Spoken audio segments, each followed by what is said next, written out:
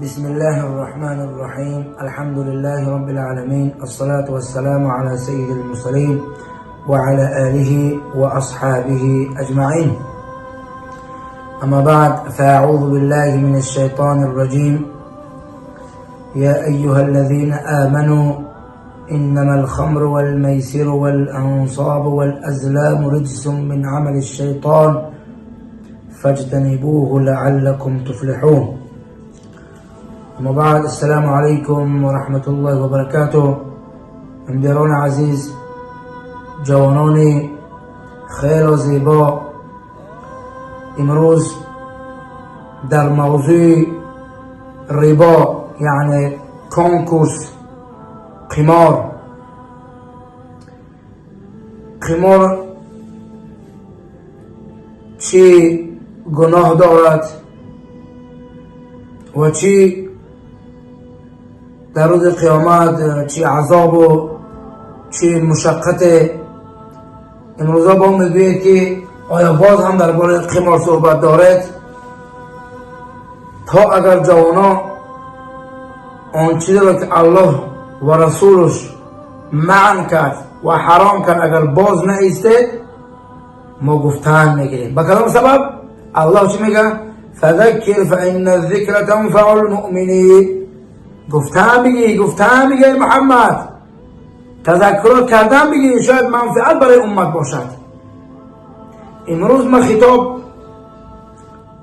برای انسان هایی که کنکورس میکنن برای ویو نه، ما خطاب برای اون جوانایی میکنیم که جوانایی که بنام مسلمان هستن، جوانایی که با بنام مسلمان هستن، اون جوانایی که بلیت میخرن.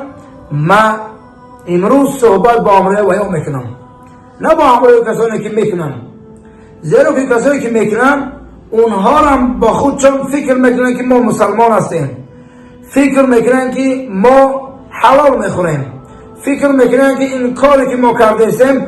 با بعضیاتون میگه اگر این کار حرام که میشید ما برکت نمیافتیم. البته الله یعنی که وجود تو، جسد جسم تو با حرام خوردن افزایش میآورد، البته با میگویی که این کار حلال است.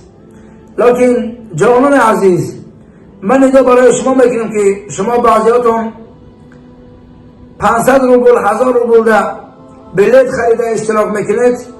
با والله قسم اکثریت میدونید که همین کار حرام است، با دست به همه حرام میزنید. من اینجا برای شما میگم که اگر شما را پرسن که آیا شما مسلمان هستید، میگید که البته ما مسلمان هستیم.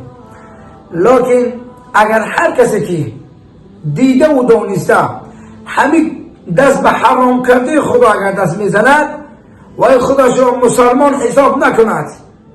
زیرا پیغمبر صلی الله علیه و سلم چی میگه؟ من غشنا فلیس منا. هر کسی که فریب میدهد مردم را و در فکر فریب کردن دیگران است، و امتی من است، از ما نیست. یعنی که ای جوان مردی که امروز خودت میدونی که همین کنکورس قمار حرام است.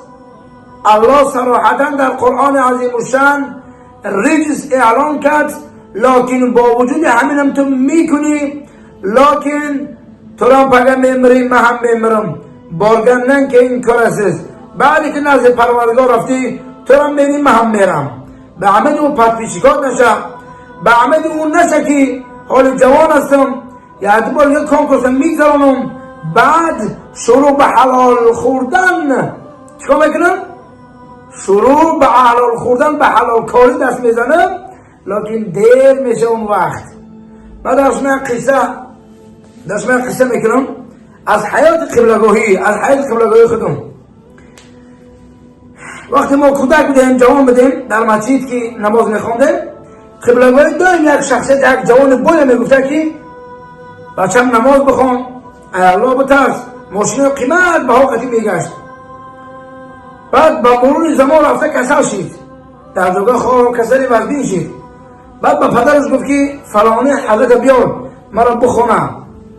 بعد قبلگاهی میره خواندنی او را، قبلگاهی میبینی و طریق قبلگاهی یک سخن میگم، میگه حضرت جان اگر مرا بخوان سازم از دم دایم 5 وقت نماز در مسجد از قبال نماز میخوانم.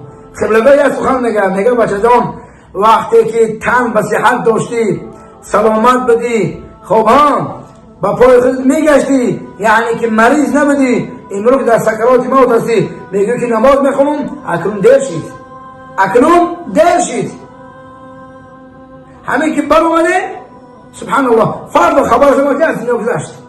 یعنی که این خطاب برای چی بگم جوانان عزیز که امروز که ما جان در بدن داریم سلامت هستیم ما باید این سلامتی خود را ما باید این وقتای خود را به خود غنیمت بشماریم. یعنی که وقت در ما شما که مصیبت که آمد ما خیال نکنیم که این از بیگانه است یا که از سببی از سبب خدای. یعنی الله چی میگه و ما اصابكم من مصیبت فبما کسبت ایدیکم.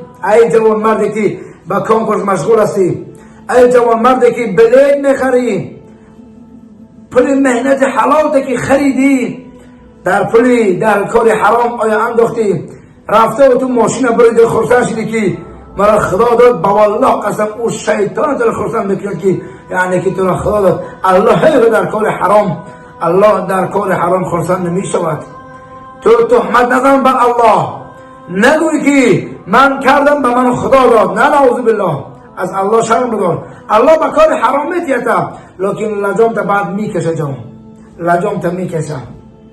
برای جوانی که امروز مشغول به کنکور هستی من نظر میکنم به شبکه ها اکثریت امروز کنکور تشکیل کرده است به عمد جوانی نشه انشاءالله که اگر هدایت یافتی بهتر اگر نیافتی بعد خداوند که در بدنت یک درد داد که و ما اصابكم من مصیبت فبما کسبت ایدیکم.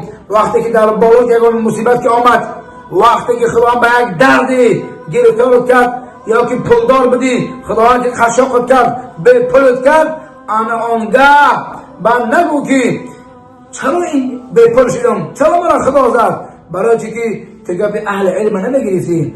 اهل علم تو میگفت که همین کنکورس نکو کنکورس حرام است از الله شرم بدار با والله قسم پلی که از تو کشمیر حرام است نماز میخوانده درست نیست است اگر به همون پلی حرام یا صدقات بکنی اجر ثواب نمیگیری حجم بری حج قبول نمیشود جوانان عزیز و صدقات هم قبول نمیشود.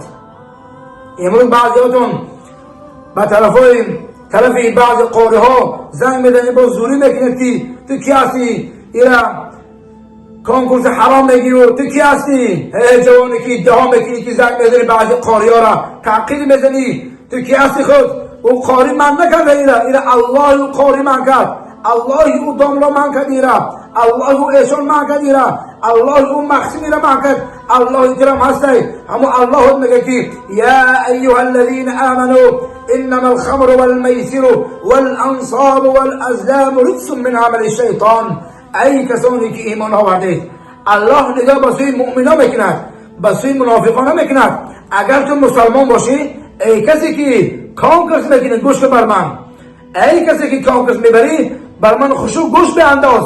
این سخن ذات هست که تو را آفرید تو پرین چشم بینا داد دستگیرا داد. من تأکید کرده با میگم که این ربا حرام است. الله چی میگه ای کسانی که ایمان آوردید این ندا یا ایها الذین آمنوا یعنی ای عقلاء ای کسانی که ایمان آوردید ای کسانی که شما عقل در سر دارید باوری دارید که این که الله شما را آفریده است ایمان به یگانگی خدا آورده هستید. انما الخمر البته اینکه عرق والمیسیر قمار جوان عزیز رجس من عمل الشیطان و نزد فالبی رفتن اینا همش حرام است جوان عزیز. انما الخمر والميسر والانصاب والازلام رجس من عمل الشیطان. الله چهار حرام کرد عرق میسر قمار کنکورس که میکنه دیوم نعوذ بالله در سر قبران مال میکشید حرام است. چهارمش نزد فالبین جادوگر رفتن حرام است. از الله شرم داریم از الله بترسیم. در ماهی هستیم که ماه ذوالحجه ماهی هست که آمرزش گناه است ماهی هست که ماه توبه است ماه استغفار است. تکبیرات زیاد بکنیم. ای کسی که مرا میشنویم اگر که بعد این شنیدن موعظه اگر که رجوع به سوی خدا کردی، از کار کردت پشیمان کشیدی، انشاءالله توبه نصوح کن، الله مهربان طاعت قبول میکنم. یعنی که شرط شروط قبول توبه همین است که یکمش این که بعد همون کار کردی تو باید پشیمان بشوی، دیمش همون کار کردی به خود دشمن بشموری، سیمش بازگشت پسی همون گناه نکنی، دیگه پسی همون گناه باز نگردی. در اون حالت انشاءالله خدا گناهی ما شما عفو میکنه. ای جوانایی که شما با 500,000 روبل که بلیط میخرین، شما هم آگاه باشید که شما هم اگر که ماشین بریدید یا که یگان چیزی بریدن تو شما خرسند نشید که من ماشین بریدم، اون ماشین بریدم حرام است جان عزیز، حرام است. ای الله بترسیم. ما با میگم تا مادامی که این کامپس اگر عیبن نروه من گفتم میگیرم. برای چی؟